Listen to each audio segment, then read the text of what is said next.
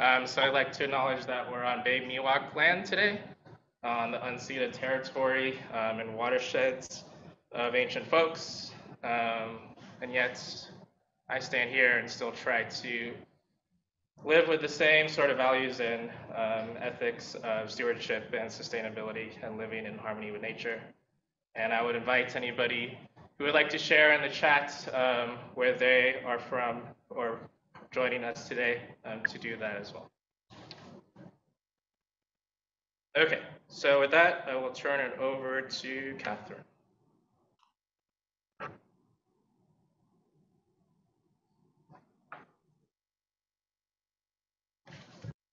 Thanks everybody for being here. Well, good morning. I certainly appreciate the opportunity to speak today. We all are coming perhaps from different organizations with different priorities, but I think we all agree that in this era of climate change, we need to work together. And so what we're doing is taking many steps to develop and ultimately implement the regional priority plan. That plan came from the Department of Conservation as well as the Coastal Conservancy is helping to support the work. So what the plan is focused on is our natural resources, different than many other existing plans that fire departments are familiar with relative to municipal or community wildfire planning. So what we want to focus on is evaluating the health and resiliency of natural resources in our area to ensure that we take steps to make them as wildfire resilient as possible. Also, a goal is to reduce the amount of carbon dioxide in the atmosphere. So certainly we all need to drive a little less or have an electric car. And we want to ensure that our practices that we're implementing are going to further protect California's natural resources from the negative effects of climate change. We want to enhance the health and resilience of natural resources, which will concurrently greatly improve public safety. Or, as mentioned, there are many agencies and organizations, so we want our work to be collaborative. We want to hear everyone's voice.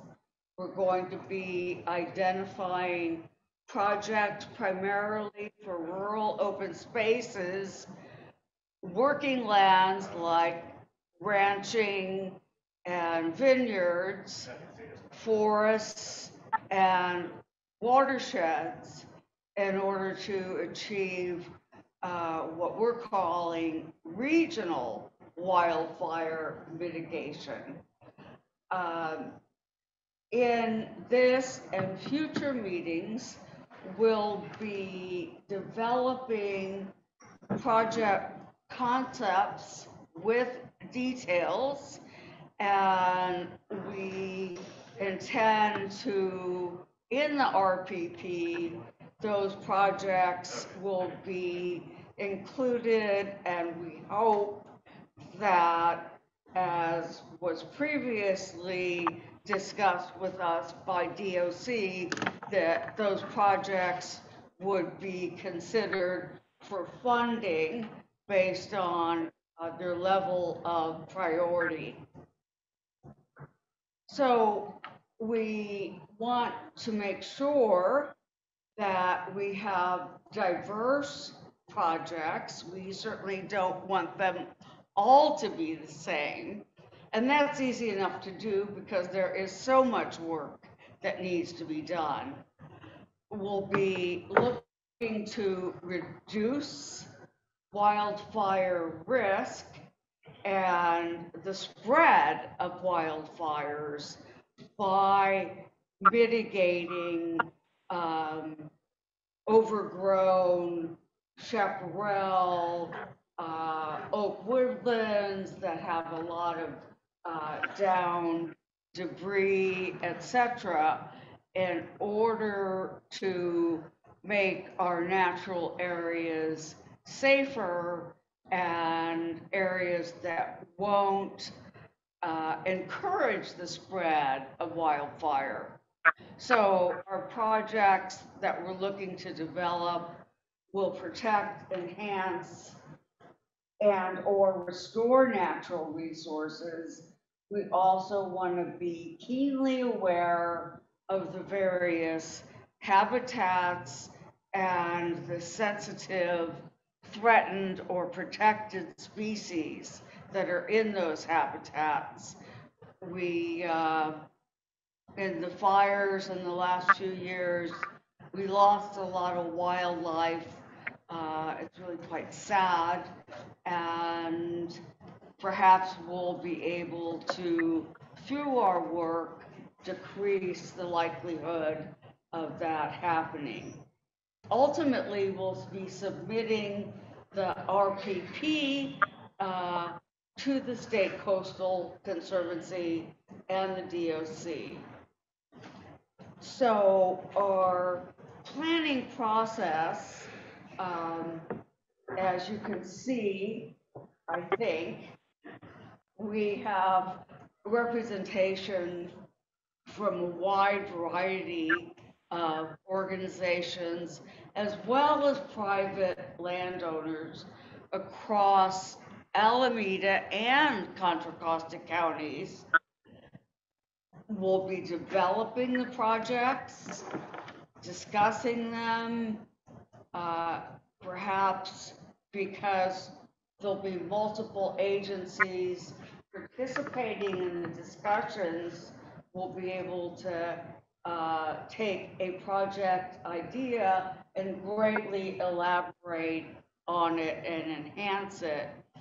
And we'll be addressing projects that primarily will have a regional benefit, but also sub-regional value as well. So some of the wildfire mitigation projects may simply benefit your agency or your ranch, and others will be more widespread, and by being widespread, they'll cover the whole of a region. Having a variety of projects in the RPP, I believe, will increase our likelihood of obtaining state funds for projects after the RPP is submitted and evaluated. There'll be a lot of opportunities for collaboration and networking, which of course will be great, as we've all grown rather tired of being cloistered in our cubicles, offices, or homes. And so that collaboration, sharing of ideas will be inspiring for all of us. And we'll be very much looking to the fire agencies for technical guidance. As RCDs, we work on a variety of projects. I won't go into them all now, but the expertise in fire mitigation and strategies to most effectively and efficiently mitigate is expertise that fire agencies have. Utility companies also have some of that expertise, as well as planning departments, and we'll certainly are open to bringing in others as we move through our planning. So types of excuse me, types of stakeholders. I think I need like more coffee. We have, as I mentioned, at least in Alameda County, many ranchers. So a lot of grazing that goes on, and that grazing is one way that fire spread is mitigated. Also in the Livermore Valley, Alameda County, there are multiple vineyards. We have parks, also a lot of watershed. SFPUC has lands, Contra Costa Water, and East Bay Parks has a lot of land. I've talked about the fire agencies. I hope we have participation at multiple levels, city, county, state, and special districts. I hope our discussions will get into mutual aid. And then I am keen to discover other entities that are interested in participating in our planning process. So we're going to be transitioning to discuss maps that have been developed that will greatly aid us in the analysis and identification of priority areas for projects, and will be providing to you, and you will see online shortly, forms for you to fill out that will identify your ideas for proposed projects, and that will facilitate consistency in amassing project details for multiple projects and standardization. And so now I would like to turn the screen, so to speak, back over to Ben, and I thank you. Good morning, everyone. My name is Ben Weiss. I'm the Agriculture Conservation Manager at Contra Costa RCD. I'm here to talk really quickly just about some of these maps that we've developed here as a project team that are readily available for people to view at home on their own. So we will follow up after this meeting with a link to this, but it's nothing you haven't already seen. We discussed these in pretty substantial detail in the second regional priority plan meeting we had back in June, I believe. But I just wanted to make you aware of them already. This is kind of what it looks like as you go look online. It's an ArcGIS story map, so there's a lot of good data in there. And ultimately, we created those to really provide some more detail to specific areas that people are working in that they may not be considering, may not have thought of. There's, oh man, I couldn't even get to tell you how many layers of data within this. So feel free to definitely go and explore at your own leisure. Just pop in your neighborhood, pop in your property, take a look at maybe some of the local conditions that are going there. We've got all sorts of interesting stuff ranging from species presence absence to fire conditions to historic fire conditions to potential flame modeling scenarios to nearby critical infrastructure that needs protecting. There's a lot of good data in here that we're really hoping to make available to you so that you can look at your focus area specifically and what do we need to be protecting, both on the natural resource side of things and also maybe some of that other critical infrastructure or properties or hospital buildings or you name it.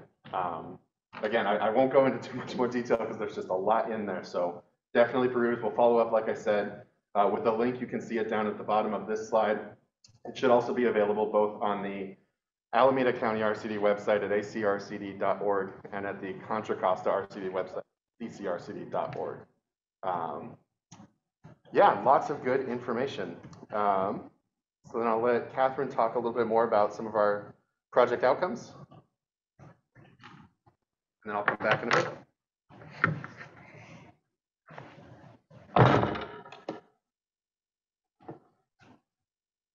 All right, thank you, Ben. I also would like to interject that it's been a pleasure to work with Contra Costa RCD, to have another RCD. We're not only sharing the workload, which is great, but also I always think that more brains are better than one. And secondly, this enables us to have a regional orientation as well as a site-specific focus. We want to also, as we're developing our projects, and again, as Ben referenced, you'll want to look at the mapped areas, but the projects will very likely provide multiple benefits, and we'll be talking about that more a little bit later. Certainly, we want to ensure that public safety is enhanced so that if there's a lot of overgrowth of natural resources that has a proximity to residential areas or other infrastructure, we'll want to address cutting that vegetation back. We'll also be looking as we are in the natural areas to look at what types of species might be invasive and taking over an area. Thus, we'll want to extract those invasive species, which typically not an easy thing to do, and replant. But we'll determine, once we have our list developed, what are the highest priority projects. As mentioned, we really want to protect wildlife, and threatened, endangered wildlife is a significant concern, and biodiversity overall. We want to ensure that resource management on rural lands is improved, I think, through communication and coordination between agencies and landowners. We'll be able to come up with strategies, for example, to build additional fire breaks, or perhaps increase grazing or browsing management on grasslands or where there's a lot of overgrown shrubs. In addition, by tactically burning certain areas, for example, if we're using prescribed burns or other mechanical methods, or perhaps using goats or sheep as browsers to browse back overgrown chaparral, we're going to be concurrently improving ecosystem services that those wild areas offer. Interestingly, and Chris probably better than any of us knows about the historical resources of the area, culturally, whether it's the American Indian or some of the settlers. I know off of Tesla Road, there were a couple of settlements, and we want to ensure that all those resources are protected. We also, water, with climate change, with wildfire, is right up there at the top of our priorities. We want to do what we can, working with water agencies to support improving water quality and groundwater retention.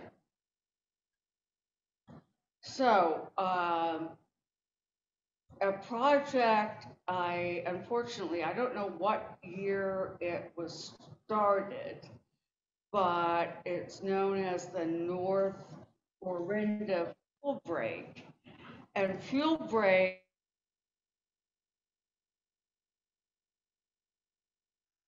fire management for many, many years. But we need to develop more fuel breaks and ensure that we're coming in intermittently, rather that's annually or every few years, to clear out the fuel break. Fuel breaks not only slow the spread of fast-moving fires, but they also allow ingress and egress for any residents of the area and fire trucks. This particular fuel break encompasses over 1,400 acres and 19 plus miles. So that was a large project to develop, and my understanding is multiple agencies across the project area were involved, and perhaps down the line we could have a representative speak to that project. And so now Ben is going to jump back up here. I'm going to take my seat again. And with that, here's Ben. All right, thanks, Katheryn. So yeah, I'm going to continue to talk about some of the projects that we're hoping come out of this regional priority plan focus. Some of these future meetings that we're going to talk a little bit about today, but we wanted to highlight the North Orinda shaded fuel break, and then as well this fine fuels mapping that East Bay Parks and CAL FIRE are collaborating on here in Alameda and Contra Costa counties, because we feel that they are excellent examples of what regional priorities should be. We're looking and talking about large-scale projects that span county boundaries, jurisdictional boundaries, all sorts of boundaries for increased wildfire reduction and prevention here in Alameda and Contra Costa County. So for those of you that aren't familiar, although I'd be surprised if you weren't familiar, Dina Robertson, I think, who was actually on the call, had a presentation on this maybe about a month and a half ago or 2 months ago. I've lost track of time, but they're getting ready to develop this fine fuels map across both Alameda and Contra Costa County, and really provide a lot of valuable data down the road for use by all sorts of public agencies, all sorts of private interests, really all sorts of county residents, so that we can start to do and address a lot of these topics that they've highlighted on their website, I believe. You know, by having these fine fuel maps, we're going to be able to do a much more, I forget the word here, but specific, yeah, watershed and flood management strategies. Likewise, we're really going to be able to target and improve wildlife habitats by knowing exactly what fuels are down on the ground in specific areas. Likewise, we'll be able to better monitor some diseases as they emerge in trees and other plant species. I won't go too much more into it because there's a whole host of benefits, but again, we really like these types of projects. We want to find more of these projects that we can all work collaboratively on together to reduce wildfire risk here in Alameda and Contra Costa. So this is an example, like I said, of this very large regional project. But we're also looking for, maybe more regional projects that are very site-specific or site-focused. An idea that I'm certainly going to try to champion to get included here is increasing grazing on public lands so that we're reducing the fuel load. There's a whole host of natural resource benefits from getting cattle or other livestock out into the environment to reduce fine fuel loading. It's all over the East Bay Hills here, but I guess to transition a little bit, that's kind of the project idea of what we would like to do, but how are we going to implement that? So I think that's where something comes together, like the RCDs have programs that help increase grazing infrastructure, putting in fences to be able to move cattle around on a field, or putting livestock water tanks or other resources out on these rangelands that increase grazing capacity for individual ranchers or public land managers. So that's an example project that we're looking to include. It doesn't have to be fully fleshed out or anything like that yet. We're still looking even for just kind of conceptual ideas that we're going to build together.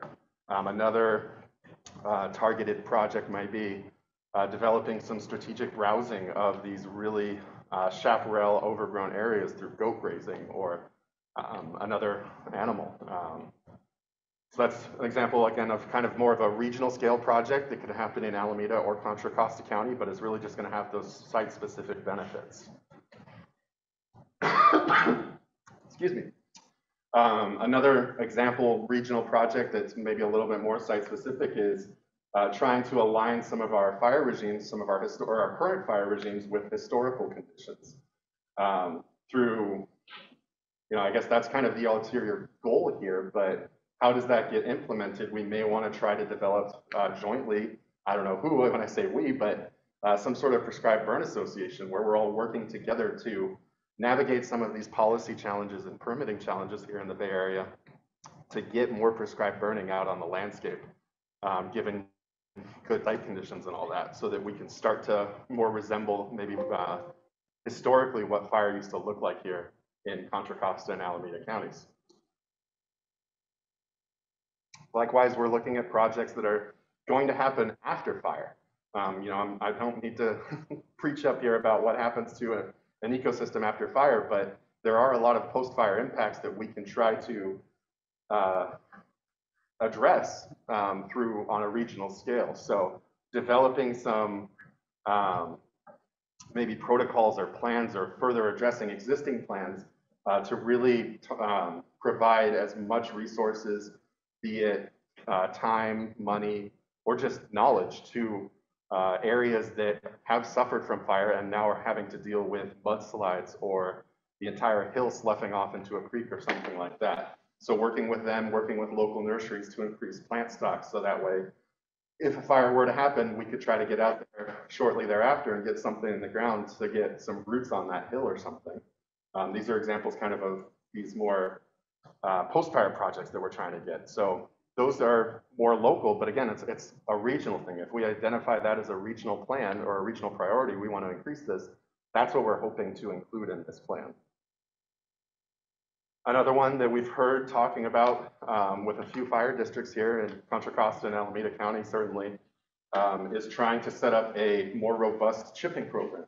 I know a few districts have some chippers that they're able to loan out to or bring onto properties for folks to chip down their accumulated biomass and reduce wildfire potential that way, but I would say there's probably not enough in the county. So how can we work with these fire districts and support them on a regional scale by saying, hey, yeah, as a region, we think it's great and we'd like to see more chippers for use by members of the public or by contractors to reduce this wildfire risk in and around houses. Yeah, so again, that's kind of these multi-benefit projects that maybe are a little less regional, but still could be, shared across region. Maybe set up a borrowing system or something. You know, this is all stuff that we're going to discuss over these next few months, but this is kind of what we're looking to include into our regional priority plans so that we can set ourselves up in the years to come with better funding. And then another local project, you know, kind of extremely local, but again, kind of regional, is everyone wants to reduce fuel load. So we take this big concept idea, you know, how do we do that? Well, we've got all of these techniques that we know. So what can we do to facilitate more mechanical removal? What are the barriers? What do we need to work through? Is it permitting constraints? Is it funding constraints? Is it access constraints?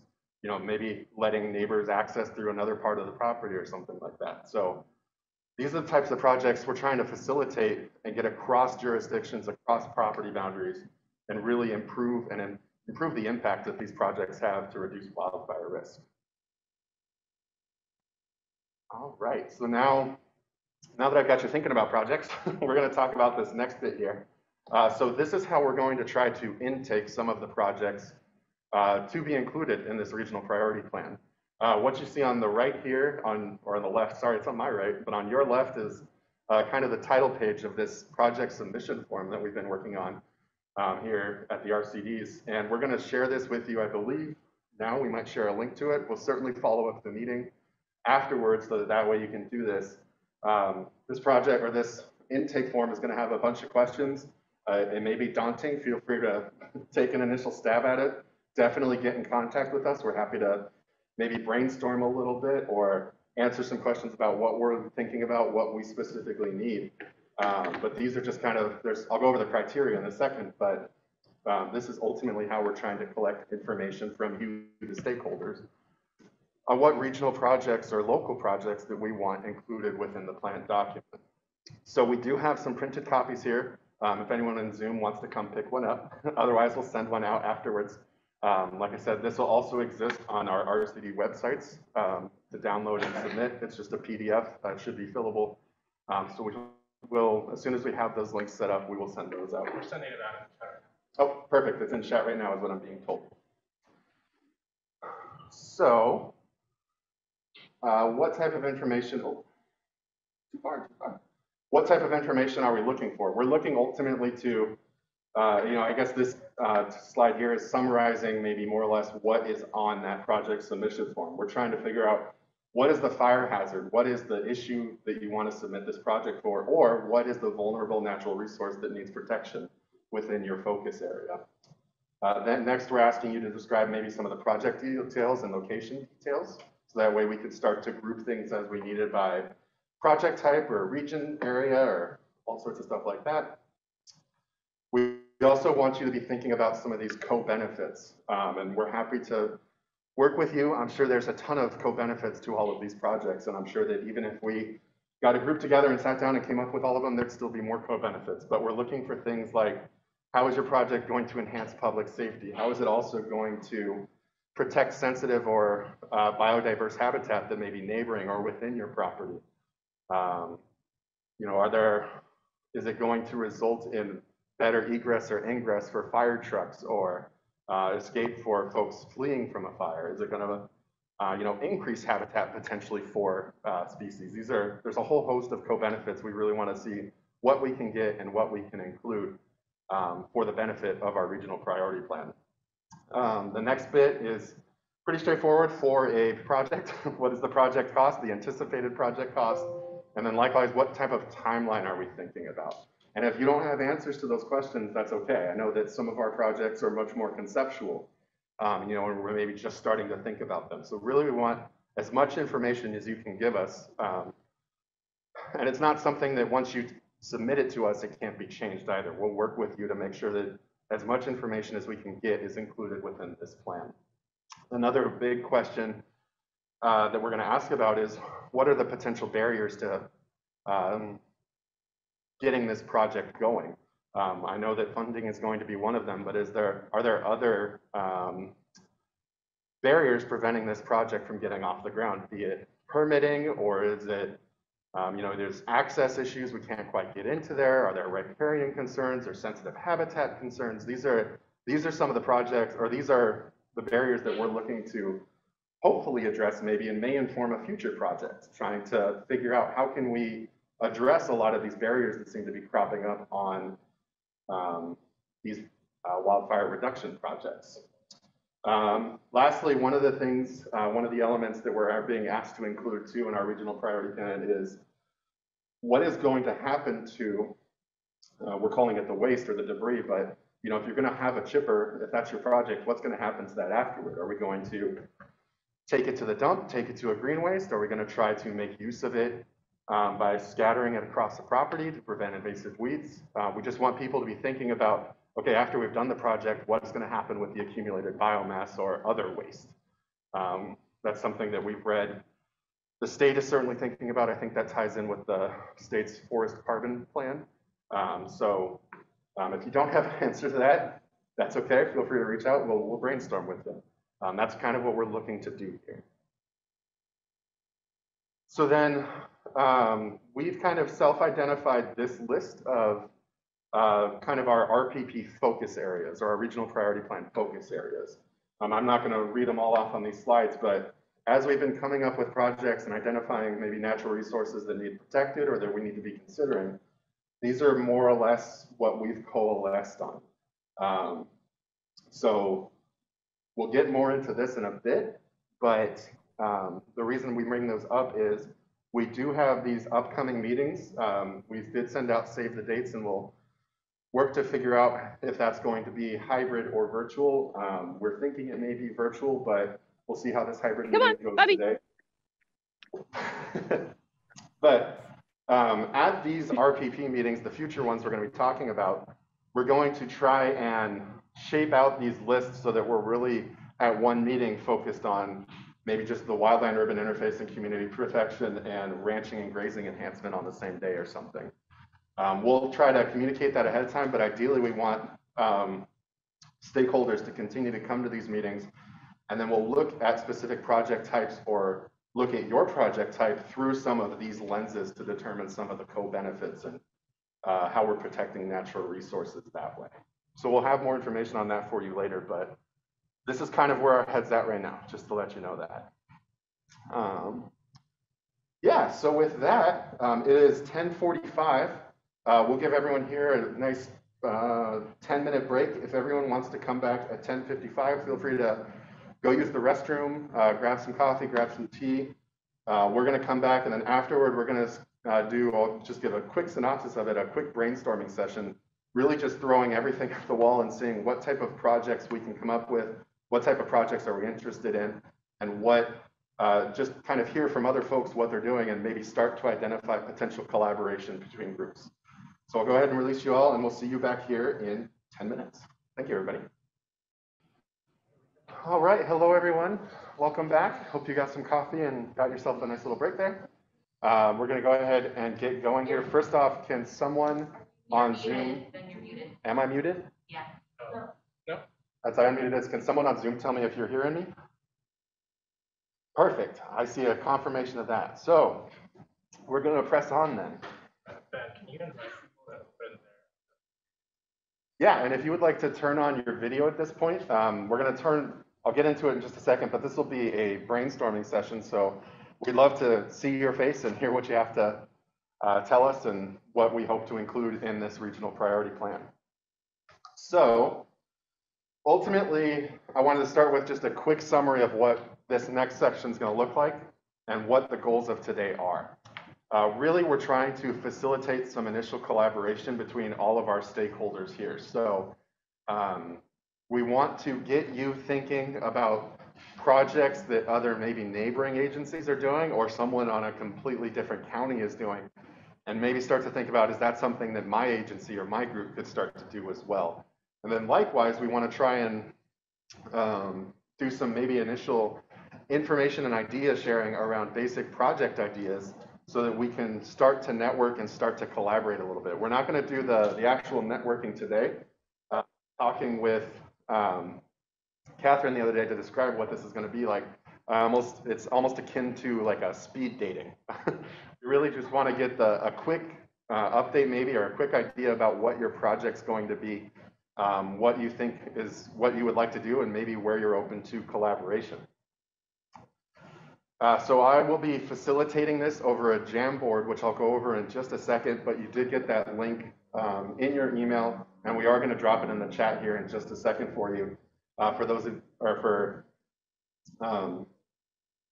yeah, I'll go over all of that in a second, but we've also got Courtney and Jennifer that are going to be taking some notes for us, as well as Carol in the back, to more or less capture some of these ideas. And then, yeah, the other thing that's going to happen is after all this, we're going to more or less try to synthesize this in a project document, quote unquote, and hope to put some of your contact information on there if you'd like to share that with us. So that way, if people are interested in your project and maybe know more, or, hello, want to say, you know, hey, what's okay. See if someone wants to collaborate with you on that project. That's kind of what we're hoping to do through that document. So keep an eye on your email. We'll be sending that out, kind of this initial project list we're about to develop here, and where you might be open to collaboration. So I'd ask, the way we're going to do this here is we're going to open it up to you. Feel free to unmute yourselves, and then I will call on you to give you time really to just talk briefly about who you are, what your organization is, and then maybe just a quick synopsis of what your project is. And then if you've already figured it out, maybe what are some of the barriers preventing you from getting on with that project? What's currently stopping you from getting there? So ultimately, we're looking for projects that are going to be that are trying to reduce wildfires so that we can include them in the regional priority plan and establish them as regional priorities. So we are looking for what are current projects your organization is currently doing. These could be things on the ground right now. These could be things that you've got a grant out that you're waiting to hear back from. These are things that could be starting in a couple of months. They can range in scale from the, East Bay Park District fine fuel mapping to, I've got a lot of woody brush in my backyard. We're really looking to see and foster some collaboration so that, if we've got a bunch of smaller woody brush projects that are maybe all in the Briones region, we figure out how we can group those all together to develop maybe one singular project for a greater impact than, one person hiring a chipper or a goat herd or something like that. Likewise, we're looking for what type of projects are you thinking about developing? These can be very conceptual projects. One of the ones that I'm looking to talk about here is just say, I kind of like what I've seen in some other regions as they've described or built up prescribed burn associations. I have no idea what it takes to get a prescribed burn association going, but that's certainly, I think, a project that I'm going to try to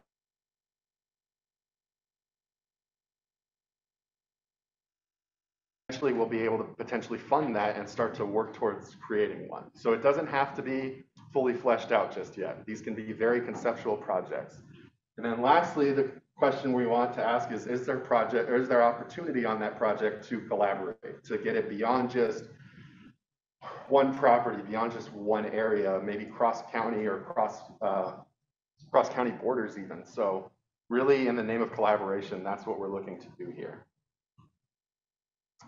So if you give me just a second here. So I believe this was sent out, this was sent out in the email before. And there's already in the chat, and I see people are already adding projects, and that's great. Definitely don't wait on me to add projects. So if you have projects that you want to add to our Jamboard here, over on the left side of your screen is a little toolbar. If you click on the sticky note, that'll then give you the opportunity to type something up. So my name is Ben Weiss, and I have a great idea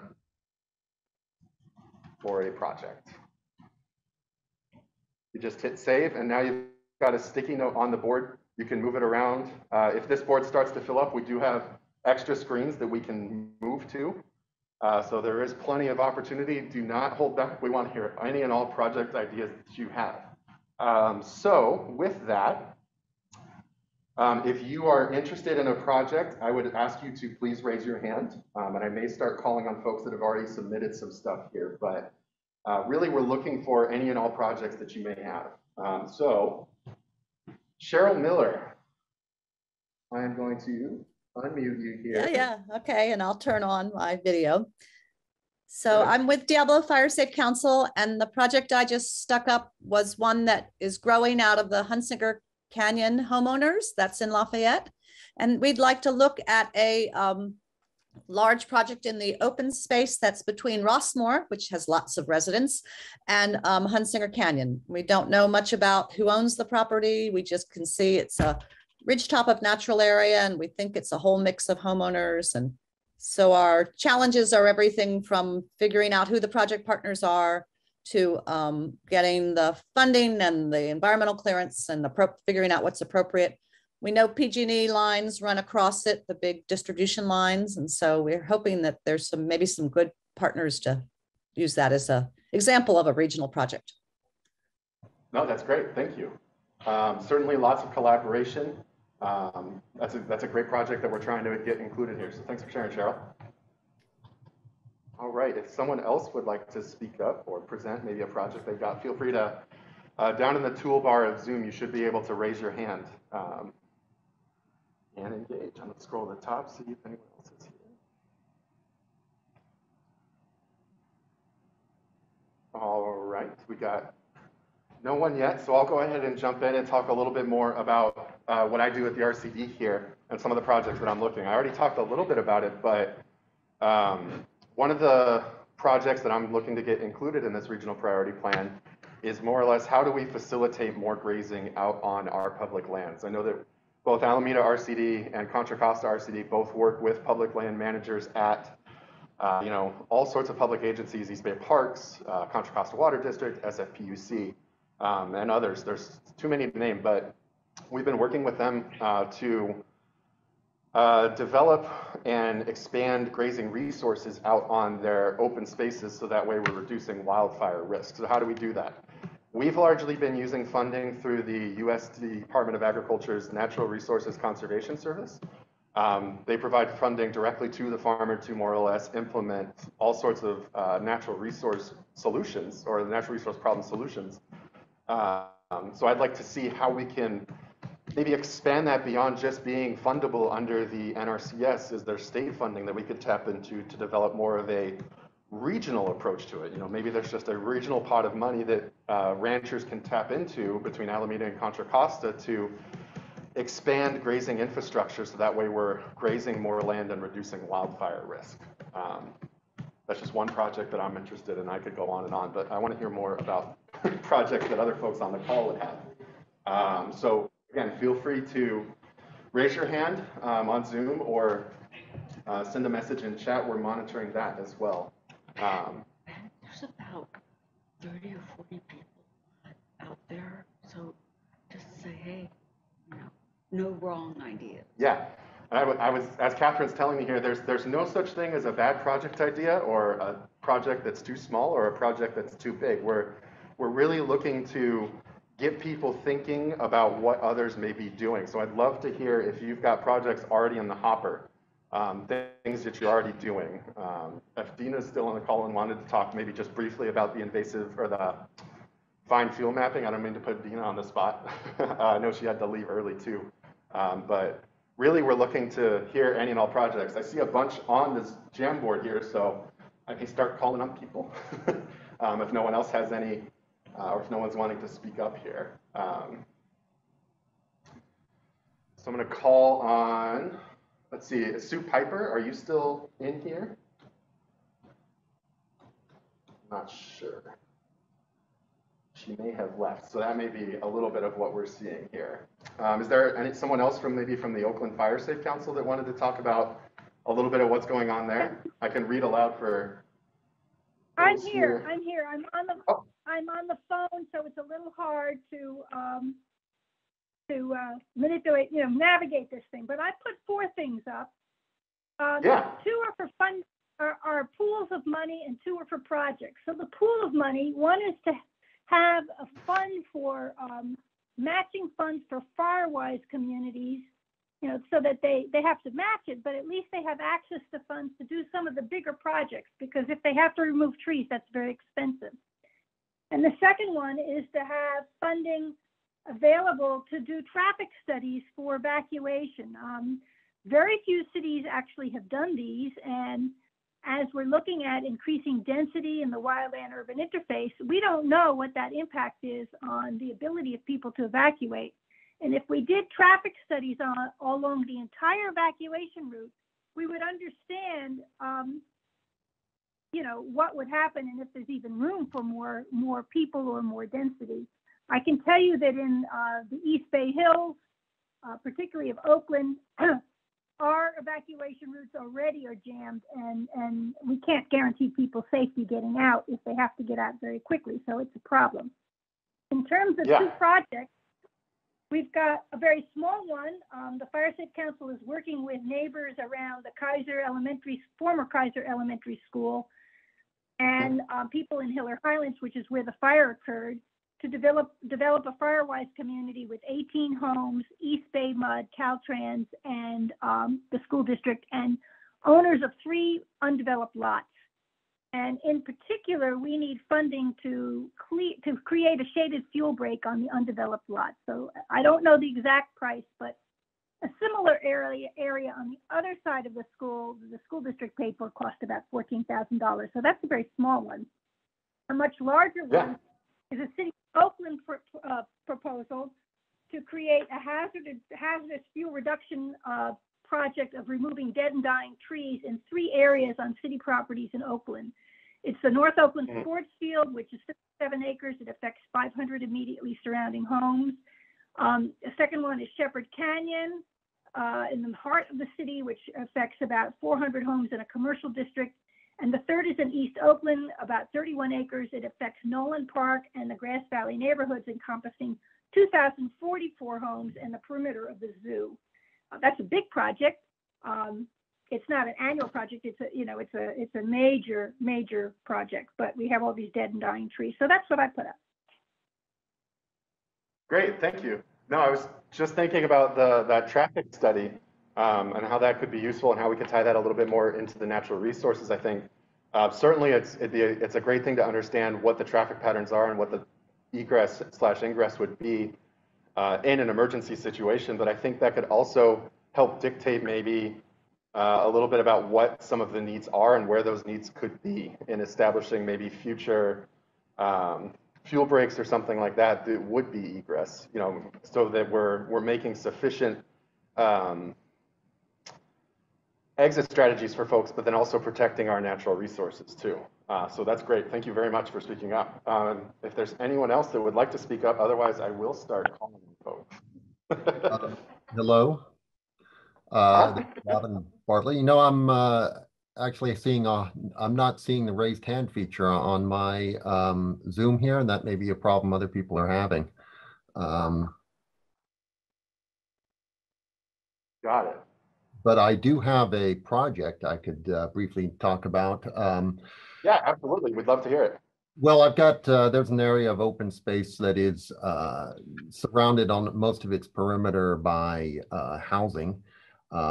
It's heavily grassland. There's minor trees and shrubs in various areas. It's about 100 acres. And immediately adjacent to it is a very similar sized area in city of Dublin that is, you know, there's another 100 acres there. And I've long thought it would be a nice area to graze, but there's a lot of challenges, and those challenges include, of course, talking to all of those neighbors and figuring out what their concerns would be with having cattle in their, you know, just behind their backyard fence. And then there's areas where there's potential conflict with hiking paths. There's a shortage of water points.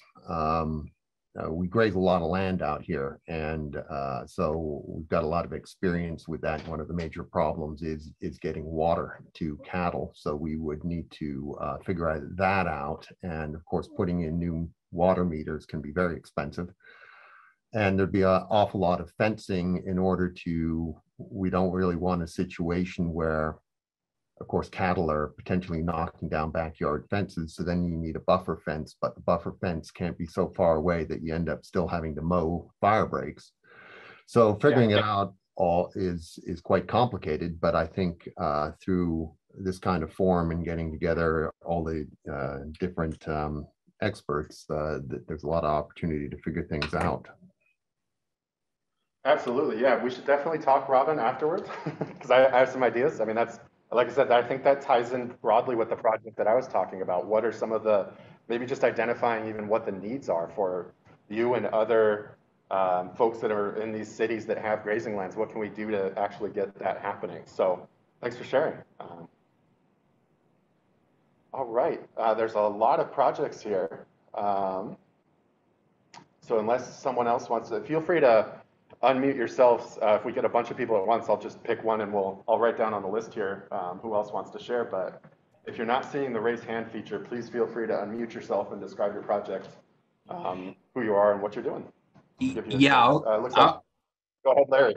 Yeah, Larry will speak up. I'm engaged with Alameda County's All in Eats program, and we are looking for live, work, farm opportunities that will allow tiny homes to engage in either wildlands management or else agroforestry projects. So moving those sort of risk areas into active production areas.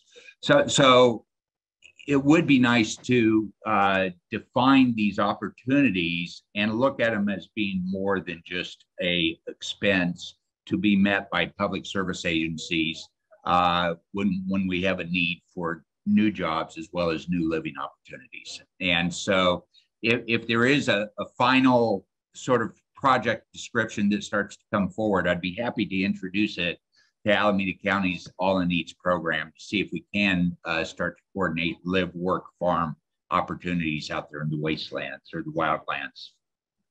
Yeah, no, absolutely. Thanks for sharing, Larry. Is there anyone else that would like to unmute and give a chance to maybe talk a little bit about their project?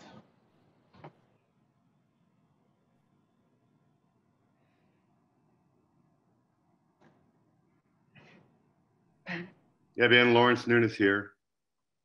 Go ahead, Lawrence. How you doing? We already submitted a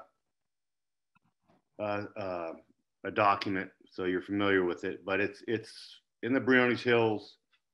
The main concern we have out here is emergency response for emergency vehicles and emergency evacuation for residents. What comes to mind probably with a lot of people is the choke points in the Paradise Fire where they left and the sides of the road were overgrown and people got caught and emergency vehicles got blocked. So we have in our valley here, Bear Creek Road near Garcia Ranch Road, along Pinole Creek, which is a sensitive area and hasn't really been able to be addressed before. That's why we're, probably the #1 trigger spot that brought us into this program. And then above, heading towards Orinda to up in the Briones Hills, Tin Roof area, all along the road there, both sides is pretty well overgrown. It is grazed, but it's about 600 yards from Briones Reservoir, so there's some watershed concerns there. And then back to the west, heading towards Pinole through the valley just east of the Pinole Valley Y, there's a designated wilderness area there that they have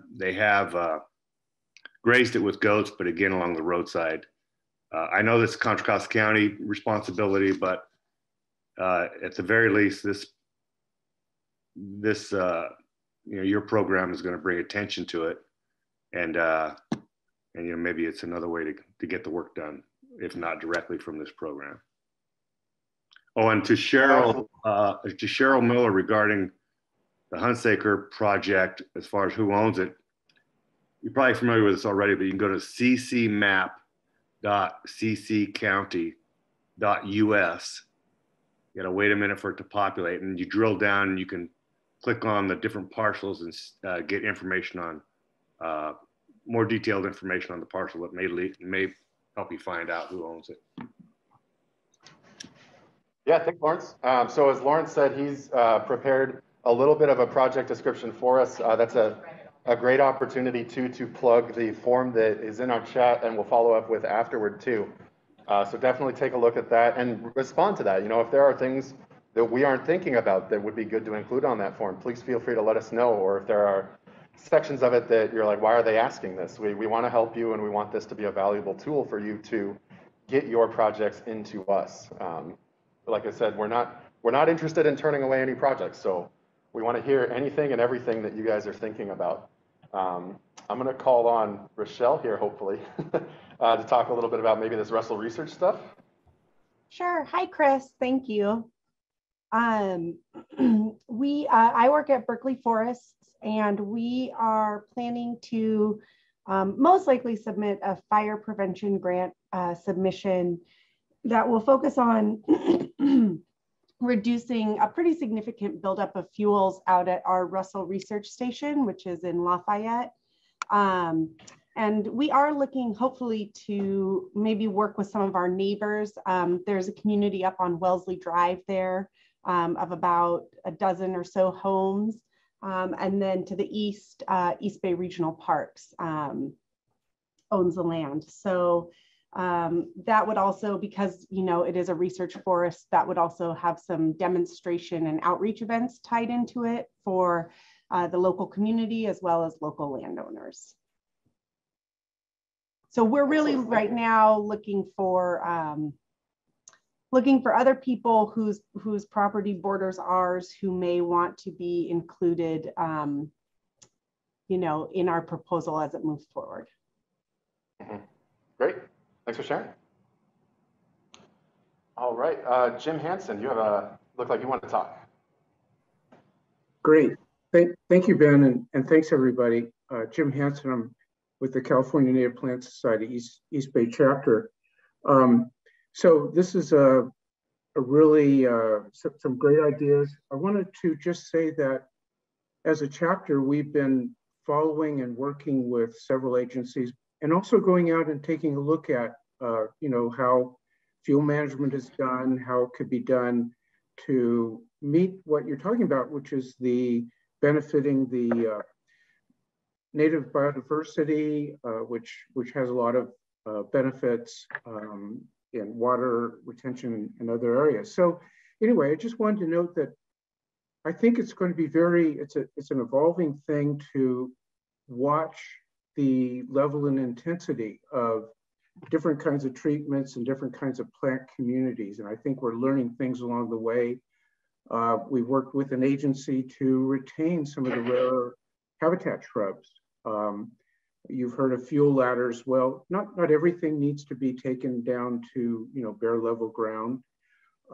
We've been work with another agency on goat grazing, because what we found out was that even one day with, in one case, there were about 1,000 goats, could take a area of grassland down to literally bare soil, and nobody wanted that. So the following year, we had a program to move them a little quicker.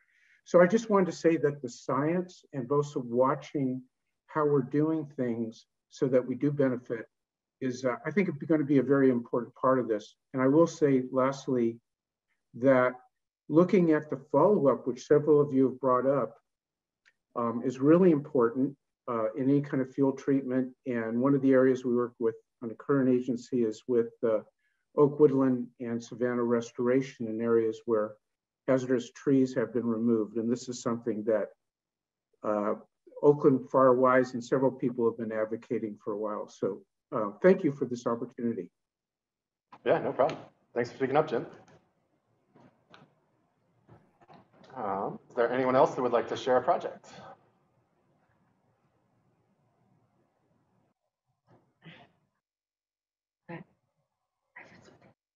Yeah, go for it. Hi, this is Katheryn Boxer from Alameda County RCD again. Hearing folks discuss their different concerns and ideas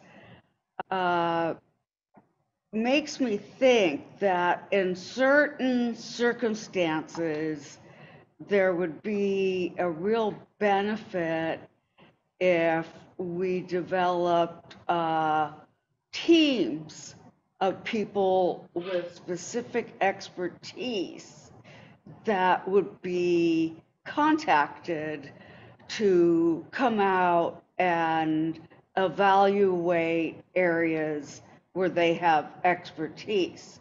So for example, Jim Hansen with native plants where there are issues of wanting to preserve those areas or perform replanting, I think you would and your colleagues could be an excellent support, certainly along with the fire agencies. I don't know, have we heard from any fire agencies yet this morning? I don't believe so. So I would turn it to them. I see here on the board that we do have something from the Alameda County Fire Department. And I don't know if someone is on the call to talk about that, but I think I can piece together a little bit and maybe talk about something that there's Lincoln. Go ahead, Lincoln. Yes, good morning, everyone. Yeah, so one of the projects that we put on the board and looking to move forward with is our chipper program. And it's a project that we've been doing over the last couple of years. It's on a smaller scale, but we definitely want to expand it. Being that we're seeing these larger fires and in our communities just having a more heightened sense of awareness, right? So we want to bring this resource. Our project that we're looking at is to provide a free chipping service for our communities that are in our high and very high fire severity zones, as well as we're looking to see if we can seek funding to start a hand crew where we can expand the reach of that chipper. So not only serving our residents in our communities, but also addressing some of the hazardous fuel or the dead and dying fuels throughout Alameda County. And looking to reduce that fuel load throughout the county. So. Yeah, and to jump off of that, Lincoln, I think there was a question in the chat just about where chippers are, who has chippers that other folks can use. And I believe Cheryl Miller, feel free to jump in and correct me, but I know that Cheryl, I think, maintains a list of contractors, but I think that would be another great project, is just a inventory of resources available, be it through who can I talk to that has chippers that we could potentially use in our area, or who's willing to loan out that type of equipment. Could be another great project. And that's a part of our project as well, is just seeing the chipper or chippers as a regional resource, right? That we can work in collaboration with other local fire agencies and or other agencies throughout the county. Exactly. Thanks for saying that, Lincoln. Lincoln, this is Katheryn. Have you all had a chance to survey other fire agencies in the region or at the state level in terms of what agencies have what equipment, and perhaps effect a mutual aid program, a non-emergency mutual aid program, where you could borrow for a cost as necessary existing resources? We've done a little bit of that. That's definitely something that we could explore deeper. Like just this last year, CAL FIRE was a big partner for us in terms of pulling off our chipper program for the community just this last in 2020 or earlier in 2021. I'm sorry. Working together with CAL FIRE, they provided the chipper for us. And we did all the outreach and communication in coordination with our communities throughout our 5 cities that we're responsible for, 5 cities as well as the unincorporated area. But CAL FIRE provided the chipper, they provided the training, and they provided a crew, barring any larger circumstances or situations or emergencies. But they provided a lot of the physical resources that allowed us to bring this resource to our communities. So that's why we want to expand on this project, because it was definitely a great partnership and something that we would love to expand on, and we see a definite need for. All right, thanks, Lincoln. So I see Larry has his hand raised. Just before Larry, I was going to call on the 2 remaining, I think, that are on this page, which are from Wade and Kamyar. So feel free to be ready to jump in here in a second, and then we'll move on, because I've been told that people have moved on to the second page. So we want to get as many projects as we can. So go ahead, Larry.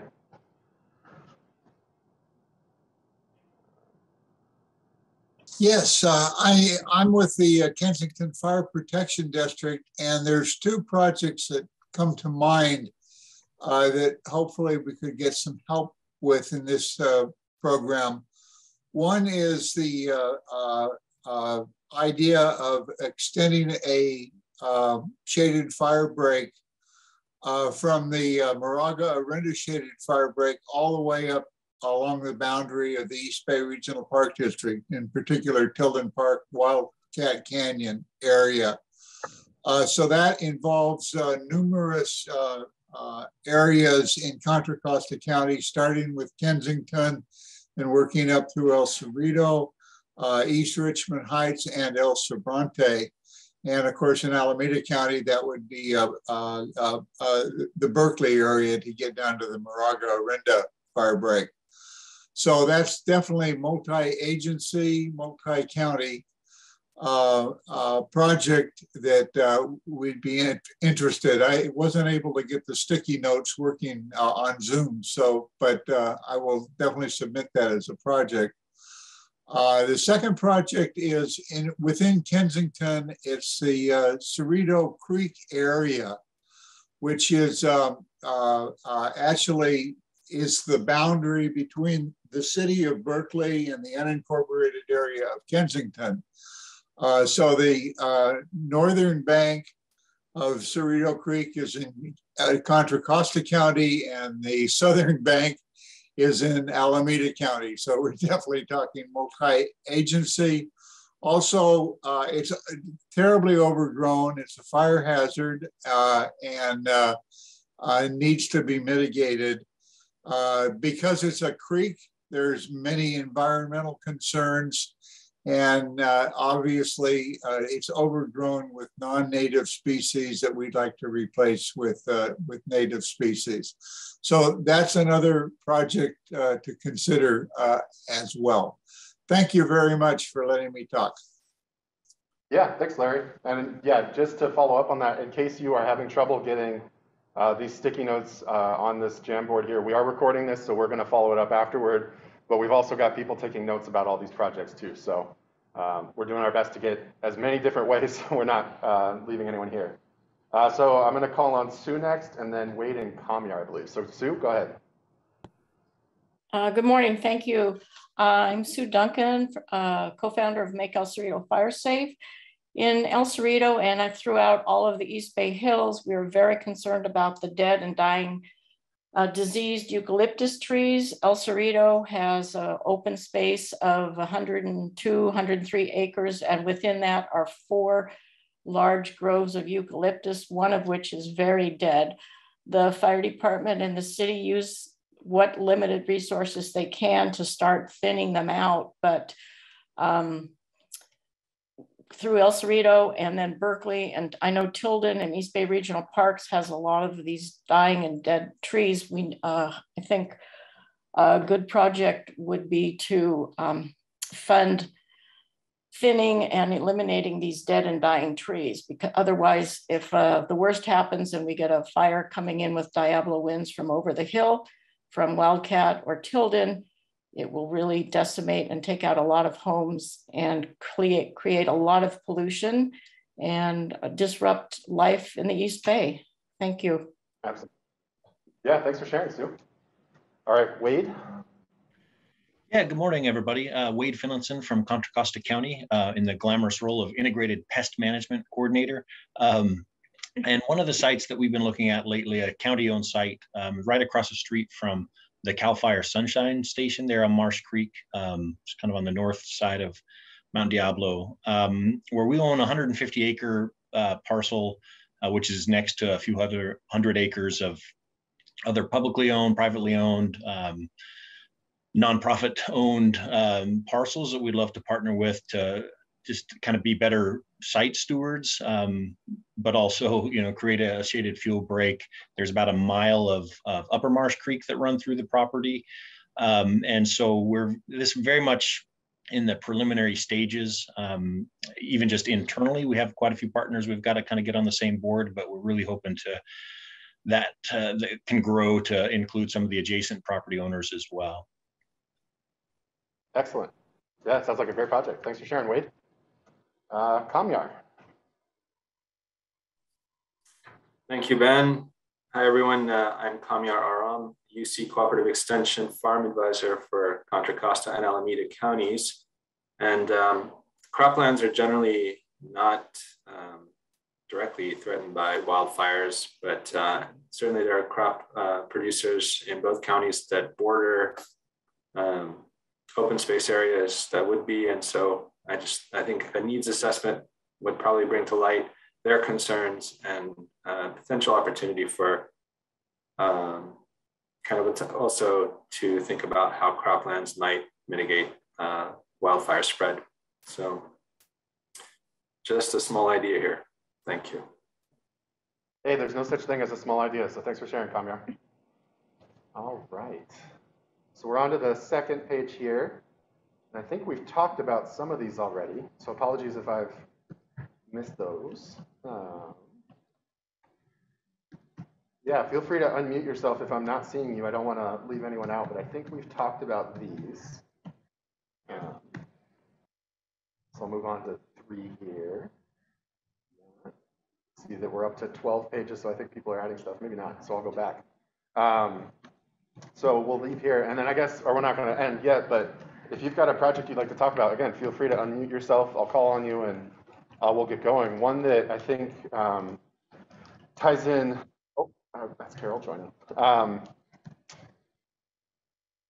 One that ties in, I think, pretty well maybe with the Native Plant Society, and this is a potential project, is really focusing and seeing what we can do to work with nurseries and seed producers and other restoration partners in the event of a post-fire recovery. So that way we are, I think that's going to be a valuable maybe document just to provide and have handy and available, or at least be able to point directly to experts in the field that can advise on replanting strategies or something like that. So that way we're not allowing, you know, unfortunately, if, you know, one of our natural resources areas burns, that at least we're not creating a pathway for invasive weeds or other species that we don't want to see out on our rangelands or in our forests or our oak woodlands. So that's something I'm looking, I think, to develop maybe a little bit and include in this plan list, is just what are some post-fire resources that we can develop, both that address some of the more natural resource concerns on properties and project areas. So if there's anyone else that wants to be called on, go ahead, Jim.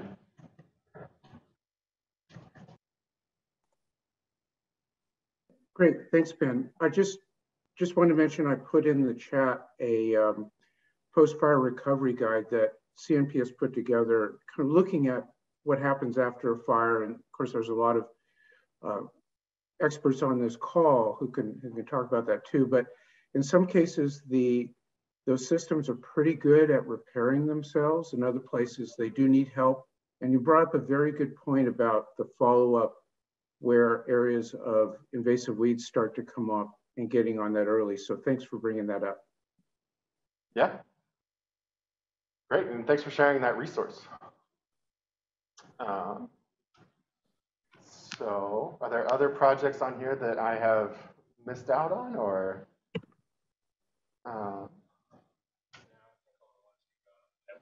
Cool.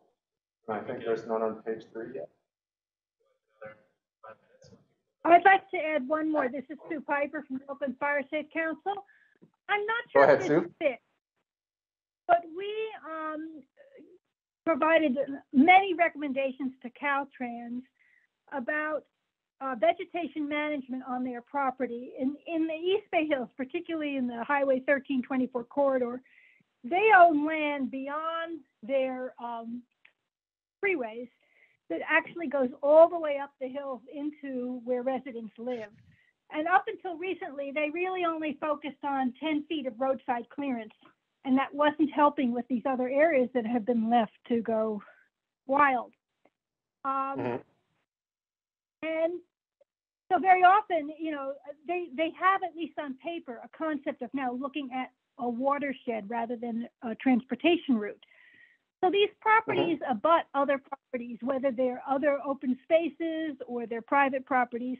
And I think there are opportunities to come up with plans for sort of like a local regional watershed vegetation management plan that involves Caltrans, which up until recently only had a crew for Alameda and Contra Costa counties that had 4 people on it. So there's no way they can do these projects themselves. They need more resources. They need both in terms of contract money for contracts, people, planning, and there has to be a consistency in what they use as their standards for vegetation management and what everybody else has used. They have different standards. But the property, you know, it goes, the fire doesn't care who owns the property, and it needs to be maintained. So I'm not sure if this would fit in this project, but they own a lot of land in the East Bay. No, so if I can maybe jump off of what you're describing here, and I think I'm hearing a need almost for some watershed scale planning, maybe to arrive maybe at some consensus in a hyper local way on what vegetation standards should be for in and around areas. I think that's a pretty good planning effort, and certainly something that we can identify as a priority, trying to facilitate that planning so that we've got a continuous landscape of fire-wise and fire-safe land and not just individual properties, right? Is that kind of what you're getting at, I think? Perfect. Exactly. Yeah, Thank no, I think much. that's a great candidate. So thanks for speaking up, Sue. Mm-hmm. All right, Larry, I think you go ahead. Yeah, to add to that, the stakeholders could include landowner associations. Quite often, the subdivisions will have well-defined fencing around the houses, but actually the property owned extends into the fire risk areas. And there should be a burden of responsibility that goes with managing those areas. So it's just not Caltrans and East Bay Regional Park District, but I think there's a lot of players that should be contributing to that regional watershed management. Yeah, no, absolutely. Thanks for speaking up. Anyone else with anything to add or suggest? I will say that we are slated to go till noon, but I'm not against releasing all early to a good lunch. So we do have a few more slides here at the end, so don't jump ship right away, but I want to give folks the opportunity to speak up if they haven't said anything yet. Hi, this is Katheryn again. Just a couple of thoughts based on comments made. Don't quote me on this, but regarding agencies that have a responsibility for keeping their lands fire safe, so to speak, I would encourage folks to get together and write a comprehensive, well-detailed letter and send it to senior management at those particular agencies with multiple signatures from the community. And going to the top of the organization often is a good way to influence the development or expansion of programs. So could give that a try. Thanks, Katheryn. Anyone else? Larry, go ahead. Yeah. I mean, if we are to write a group letter, I'd suggest that it be put through an existing organization. And the best one in Alameda County is the Agricultural Advisory Committee. So that is a committee that's set up by the Board of Supervisors specifically to give advice and develop new policy that can span jurisdictions. And so that's the sort of thing that we do fairly routinely. As an example, right now we're working on the solar policy for Alameda County. And so the scope of our work can be pretty broad. So again, if somebody wants to reach out to the Agricultural Advisory Committee or to me, I will connect you with the chair and try to get you on the agenda. This is Katheryn. I'm on the Ag Advisory Committee, and we actually are asking people to go through us at this time, but thanks for the idea. Yeah, okay, I appreciate that. So again, the opportunity, if you'd like to see the administrative ordinance for the Agricultural Advisory Committee, I'd be happy to send it to you. Thank you. Thanks, Larry. Any other projects that anyone has? Ed, go ahead.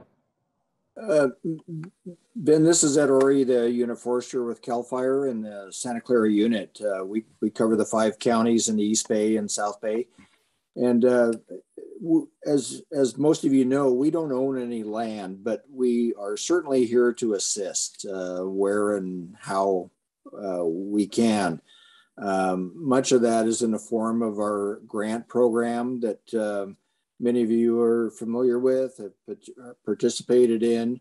That would include the CCI fire prevention grants, which is open now, the Forest Health Grant Program, and then we have CFIP, California Forest Improvement Program, to work with individual landowners.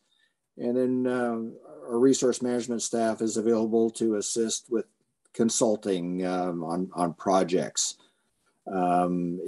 If we need to go deeper, then CAL FIRE also has resources such as the seed bank and nursery program in Davis that typically focuses on native conifers.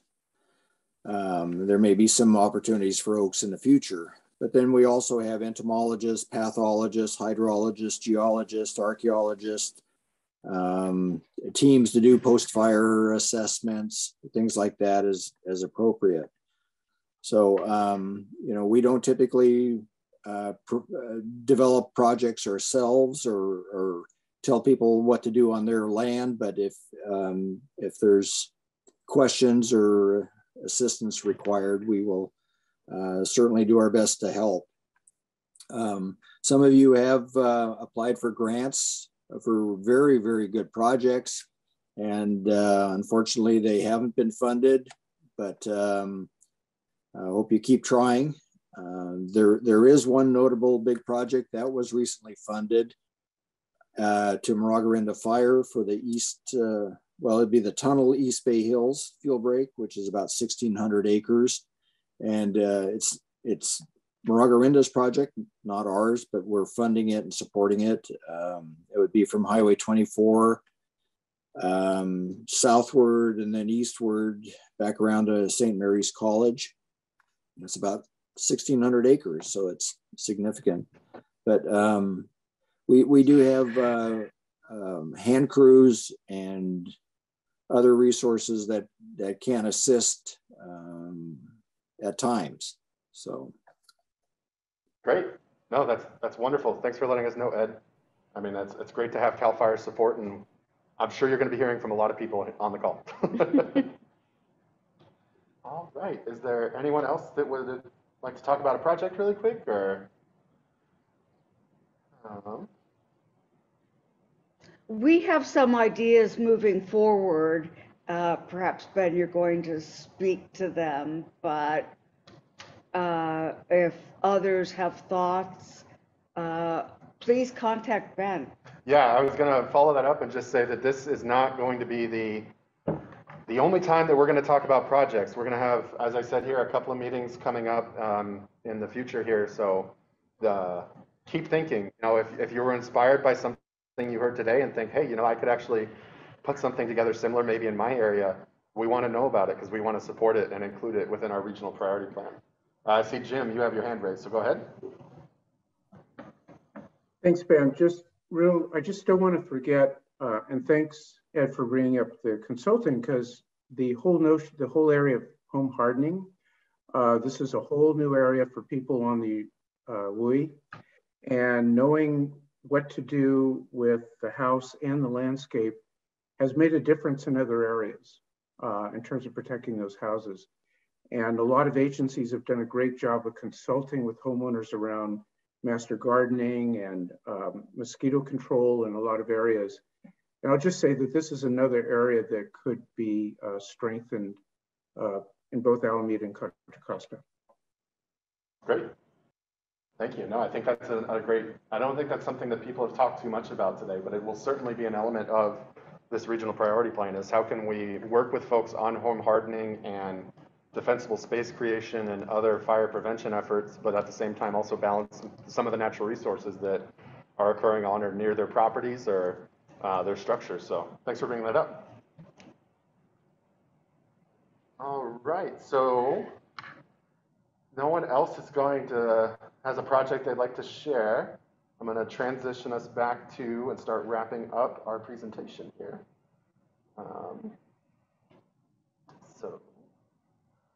Too far. Dina had a quick question about prioritizing projects. Okay, Dina, are you still on the call? Hi, Ben. Can you hear me? Dina. Yeah. Hi, everybody. Go ahead. Thank you for the presentation and everyone's participation and putting in projects. It's really interesting.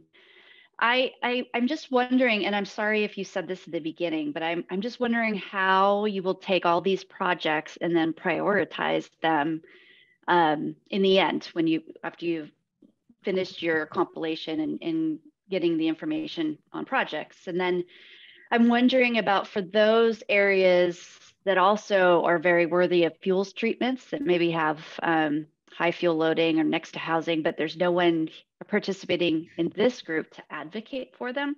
How will those be considered? And that maybe is something you could do through an analysis using your existing data that you've compiled on your website. So kind of a two-part question. Yeah, so I may ask you to repeat the second part because I was thinking of the answer for the first part. For the first question was, how are we going to prioritize these reports or these projects and these lists? So I'd say that is still an ongoing discussion, certainly within the RCD. We will be opening, I think, that up a little bit to folks on the call too, because this is not at my discretion what is a priority, right? We're establishing these as regional. I would say that in the same way that, or a similar way to the community wildfire prevention plans, the CWPPs, I believe the way those are set up is that projects that are in there are viewed as maybe regional priorities and have a better chance at getting funded by some other funding opportunities. We understand it to be that this regional priority plan will act similarly. So just having a project idea included within the plan, we believe is going to be one way to prioritize it. There are certainly going to be a number of other prioritization methods. We've talked internally about, lists by region, lists by maybe resource concerns. Ultimately, that's going to be, I think, a later discussion that we're going to have with you guys, because again, the last thing I want to do is talk about all these projects and then rank them or whatever. So it'll be an ongoing thing. Likewise, we are going to be working with the Coastal Conservancy and the Department of Conservation, who are funding this project, and see what direction they're going to give us with this. There was some reports that just came out that we're starting to digest, and hoping to work with other groups that are also doing these regional priority plans to figure out kind of how they're going about the same way. So it's a really long-winded way to say stay tuned, but we are working on it. And I apologize, can you repeat the second part of your question if you remember it? Sure. I'm wondering, there are likely worthy projects in our two counties that would benefit from fuels reduction and maybe are a high priority because they pose, a threat to homes, property, sensitive habitats, what have you. Is there going to be an effort to do some modeling, maybe using the existing data you have to identify other areas that have not been suggested so far as priority projects? Yeah, I would think so. That's part of, I think, what we're going to work with Carol probably a little bit in some of our analysis of these maps, and more or less what we've collected for folks is, there were, I think, probably about 50 people at the peak on the call list today, and that's certainly not, I would say, representative of the I don't even know how many millions of people live between Alameda and Contra Costa County. So I think we're going to look at kind of where we're at and try to identify maybe some of the blind spots that we've just aren't seeing, folks that aren't coming to these meetings or haven't heard about it, because we do want to take a look at where our gaps are and see if we can incorporate people into those. Certainly within our time frame and this regional priority plan document. And I would also say that while I think our own internal goal is to wrap up this planning document here in the next few months, that this, like PWPP, will also be updated. So we'll continue to, talk about it and outreach to folks and see what the state direction they provide us in updating these in subsequent years to continue to include priorities, because priorities are going to shift as we start to address projects that they may fall off the priority list because we've done that project, so to speak. So does that answer your question, Dina? Yes, thank you. Okay. Yeah. All right. Yeah, so if there's no other folks that wanted to talk, and I would open it up to folks in the room if they wanted to jump in on here, but I would say, just thanks for coming out virtually and in person.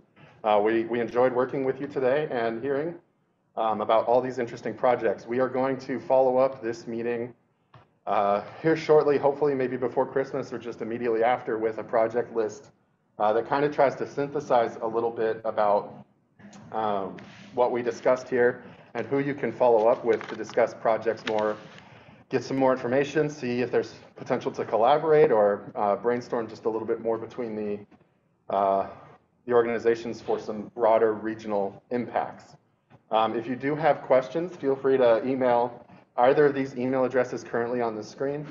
They are being monitored by myself, Courtney, and Jennifer here, so we will take anything and everything you give us and either get you an answer or discuss internally or bring it up to the group. Likewise, we're going to be following up, like I said, with the project list, but we'll also follow up with the mapping list or the maps, so that way you can distill those, look into those a little bit, think a little bit broader about maybe some of your projects. And then we'll also share out that project form, which is available in chat. So I'd encourage you to jump into that form, take a stab at it, feel free to give it back to us. We will take a look at it, see what extra information we might need from you, what information aren't we asking that we should be asking. This is a very malleable process that we're all trying to build and make sure that we're getting all of the good information we need. So we don't pretend to have all the information here. We want to get as much as we can, and we'll take any and all comments and suggestions into consideration. So with that, please feel free to contact us if you have questions, and we'll leave this open for a few more minutes if people want to chat or have some maybe some really quick questions for us. But otherwise, I think we're done here. So thanks all for coming. Thank you, Ben. Anything to add, anyone in the room? All right, thanks everybody. Have a good day. Wow, now we can see everyone.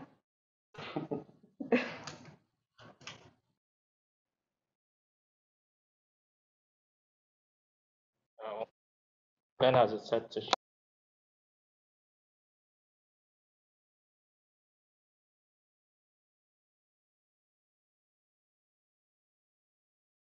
I apologize, I don't know who you are, program manager. Feel free to speak up.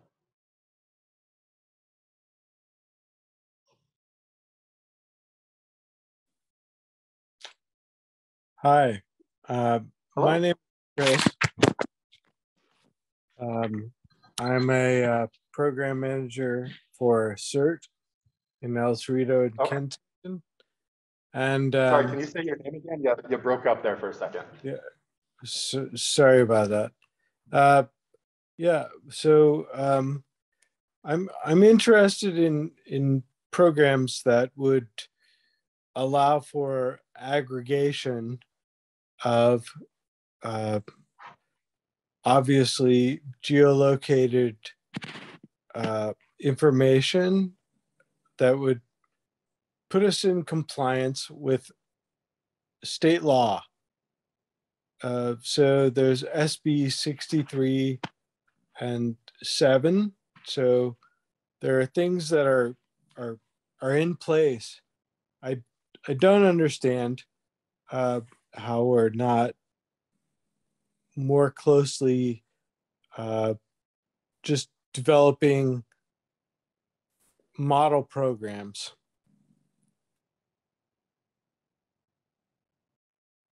Not necessarily for individual jurisdictions, but more so for the region.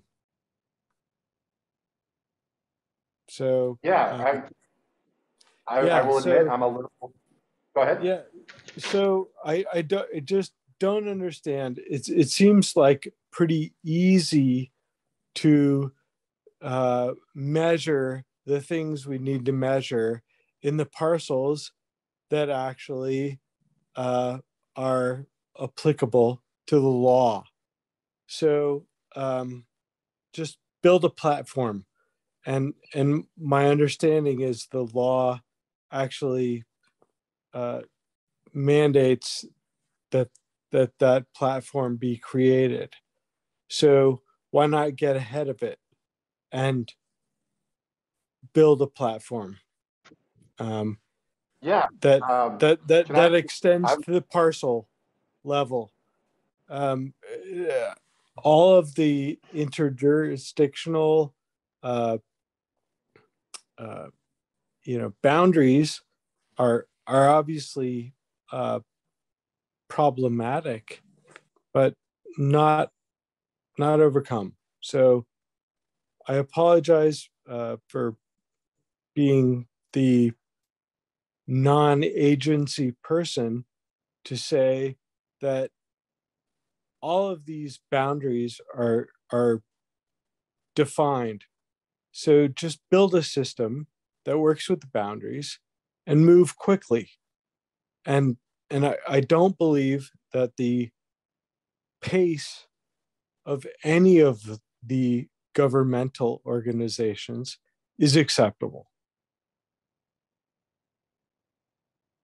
Okay. Yeah, thanks. I will admit I'm a little unfamiliar with SB 63 and 67, so we can try and take a look at it. Right. But I think that we can do some follow-up research, and it may be that without knowing anything, that there's just some barriers in place that we can help to address, maybe through putting some planning efforts here within this regional priority plan. Again, I'm not familiar with it, so I can't speak to it, but we will take a look at it and see how we can maybe integrate it into the regional priority plan to address some of your concerns. Thanks. Sorry. All right. No problem. All right. Well, thank you, everybody. I'm going to go ahead and leave the meeting, and I think Chris will close it out. So thanks again for coming and for sticking around, and you'll hear more from us soon.